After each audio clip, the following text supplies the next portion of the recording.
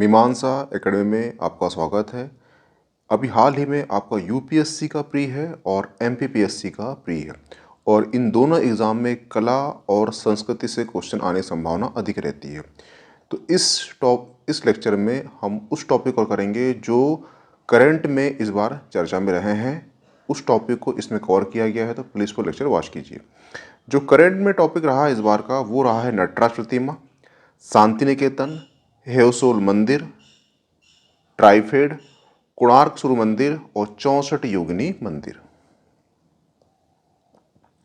ये इमेज देख रहे हैं, ये इमेज है नटराज प्रतिमा की। नटराज प्रतिमा चर्चा में क्यों थी? क्योंकि अभी हाल ही में G20 सम्मेलन भारत के दिल्ली में संपन्न हुआ।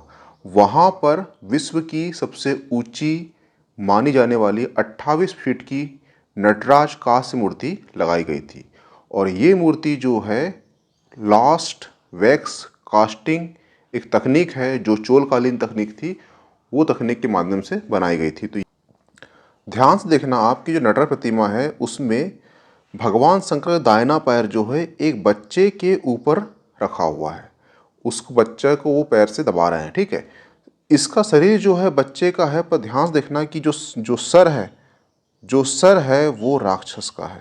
ठीक है, और इस राक्षस का नाम है अपस्मार।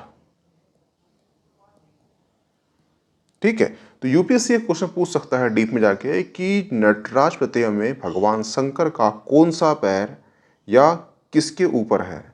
तो दाहिना पैर है और किसके ऊपर है? एक राक्षस है, उस राक्षस का नाम क्या है? अपस्मार है। हुआ क्लियर?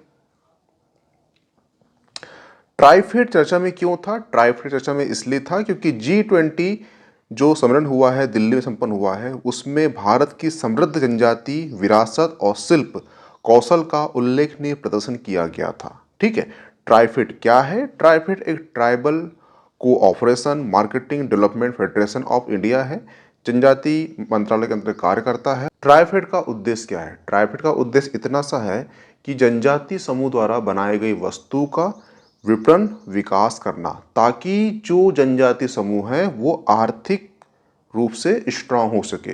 जब वो आर्थिक रूप से स्ट्रांग होगी तो सामाजिक रूप से वो भी स्ट्रांग होगी और साथ साथ फिर राजनीतिक दृष्टि से वो स्ट्रांग होगी। उसका इतना सा उद्देश्य है ट्राइफेड का। ट्राइफेड का अस्तित्व कब आया था? तो इसका अस्तित्व आया है 1987 को, ये अस्तित्व में आया है, ये भी चीज़ रखना। ठीक है, कोणार्क सूर्य मंदिर ये चर्चा में क्यों था? क्योंकि ये चर्चा में इसलिए था कि G20 शिखर सम्मेलन जो हुआ है उसमें जो भारत मंडप है उसमें एक दीवार में कोणार्क सूर्य की भित्ति को दर्शाने वाली एक दीवार लगाई गई थी, इसलिए चर्चा में है।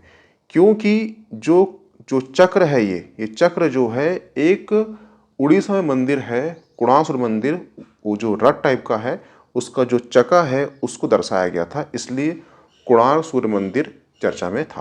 तो अब जान लीजिए कोणार्क सूर्य मंदिर क्या है। कोणार्क सूर्य मंदिर जो है ये 13वीं शताब्दी में इसका निर्माण होता है। कौन करता है? तो गंग राजा है होता है एक, नरसिंह देव करता है और कोणार्क सूर्य मंदिर को यूनेस्को की धरोहर सूची में शामिल किया गया है।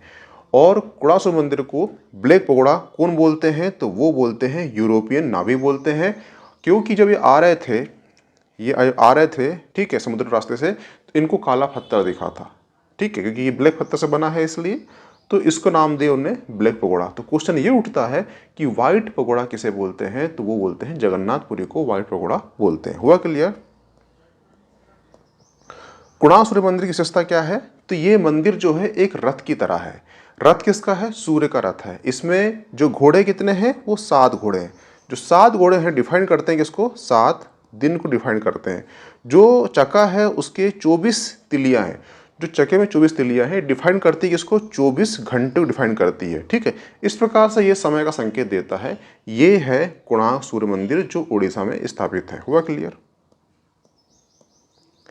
64 योगिनी मंदिर चर्चा में क्यों था? चर्चा में इसलिए था कि जो ओल्ड संसद है उसका डिजाइन जो है 64 योगिनी मंदिर से लिया गया था, इसलिए वो चर्चा में था। ठीक है, तो जो 64 योगिनी मंदिर है ये कहाँ स्थापित है?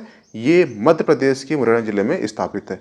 किस राजवंश ने बनाया था? तो कच्छप घात राजाओं के वंश ने एक राजा हुए हैं, देवपाल ने बनाया था। तो ये क्वेश्चन पूछ लिया था कब, 2021 को, कि कच्छप 64 योगिनी मंदिर किसके द्वारा बनाया गया था। तो उसका आंसर था कच्छप घात वंश के राजाओं ने बनाया था। ये क्वेश्चन क्यों पूछा था, क्योंकि जो ओल्ड संसद है ये इसका निर्माण कार्य शुरू हुआ था 1921 को और 2021 को इसे होते हैं 100 साल, इसलिए 100 साल होने के कारण ये क्वेश्चन आ गया था। तो मे पॉसिबल है कि अभी क्वेश्चन पूछ सकता है क्योंकि संसद बन चुकी है नई संसद, ठीक है। तो ये क्वेश्चन पूछ लेगा कि किसने इसको निर्माण कराया था, किस सदी में हुआ था, किस वंश का था, ठीक है। कूट रूप पूछ सकता है, तो ये ध्यान रखना, ठीक है। इसका जो 64 कक्ष है आसपास पूरे और बीच में एक मंदिर है, वो मंदिर जो है भगवान शिव को समर्पित है, तो ये भी चीज याद रखना। ओल्ड संसद जो है इसका निर्माण कार्य शुरू हुआ था 1921 में, बन के तैयार हुई थी 1927 में। क्वेश्चन पूछे कौन सा वायसराय पहला वायसराय था जो यहां रहा था, तो वो था इरविन। हुआ क्लियर। डिजाइन जो है लिया गया था मुरैना में जो 64 योगिनी मंदिर है, परंतु किसने डिजाइन किया था, तो वो है एडविन लुटियस और हर्बर्ट ने। मेरी माटी मेरा देश अभियान चर्चा में क्यों था, क्योंकि भारत को आज़ादी मिले 75 वर्ष हो चुके हैं। इसी उपलक्ष्य में भारत में अमृत महोत्सव मनाया गया। इस अमृत महोत्सव में एक अभियान चलाया गया, मेरी माटी मेरा देश, यानी भारत के विभिन्न विभिन्न जो क्षेत्र है वहाँ से मिट्टी को घड़े में भरकर, कलश में भरकर दिल्ली ले जाया जाएगा, ठीक है, इस प्रकार से। और जितनी भी ग्राम पंचायत है, ग्राम पंचायत में जो भी व्यक्ति वहाँ पे रहा होगा, जो भारत की आज़ादी में स्वतंत्र सेनानी रहा है, ठीक है, तो उस व्यक्ति को वहाँ पे स्मारक बनाया जाएगा। ये एक तरह की अभियान चलाया गया है 75 ईयर होने पर। हुआ क्लियर। शांति निकेतन चर्चा में क्यों था, क्योंकि शांति निकेतन को यूनेस्को की विश्व धरोहर सूची में शामिल कर लिया है। भारत का 41वां विश्व धरोहर स्थल कौन सा बन गया है, तो वो बन गया है शांति निकेतन। शांति निकेतन की स्थापना रविन्द्रनाथ टैगोर द्वारा किया गया था और बाद में इसे विश्व भारती विश्वविद्यालय के रूप में विकसित किया जाता है। कब, 1901 में इसकी स्थापना हुई थी, किसके द्वारा, रविन्द्रनाथ टैगोर के द्वारा। होयसल मंदिर चर्चा में क्यों है, क्योंकि इस मंदिर समूह को यूनेस्को की विश्व विरासत सूची में जोड़ लिया गया है। कौन सा नंबर पर है ये, 42वें यूनेस्को विश्व स्थल का प्रतीक बन चुका है भारत की ओर से। हुआ क्लियर। अब चलते हैं मंदिर पर। होयसल मंदिर कुछ तथ्य है। होयसल मंदिर जो है इसमें आपको हाइब्रिड और बेसर कहा गया है इस मंदिर कला को, ठीक है, शैली को।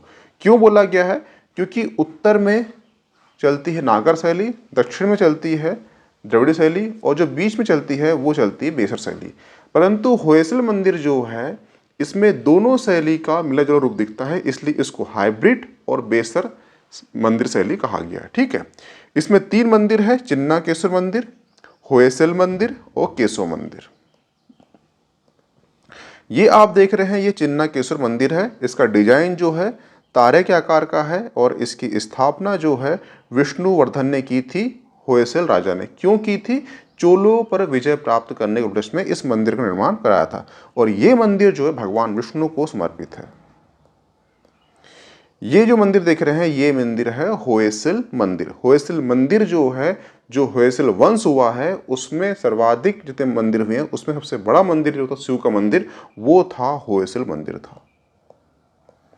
ये जो मंदिर है ये मंदिर केशव मंदिर है और ये मंदिर केशव यानी कि भगवान कृष्ण को समर्पित है। इनके 3 रूप थे, एक है जनार्दन, एक है केशव, एक है वेणुगोपाल को समर्पित है, ठीक है। और ये एक सुंदर त्रिकुट मंदिर है।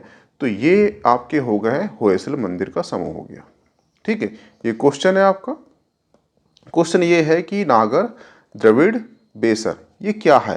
बता चुका हूं आपको, जो नागर, द्रविड़ और बेसर शैली जो है ये मंदिर वास्तुकला की प्रमुख शैली है। हुआ क्लियर। तो ये आपका टॉपिक खत्म होता है कला और संस्कृति का। इसकी पीडीएफ आपको मीमांसा एकेडमी मिल जाएगी, प्लीज़ ज्वाइन कर लीजिए उसे।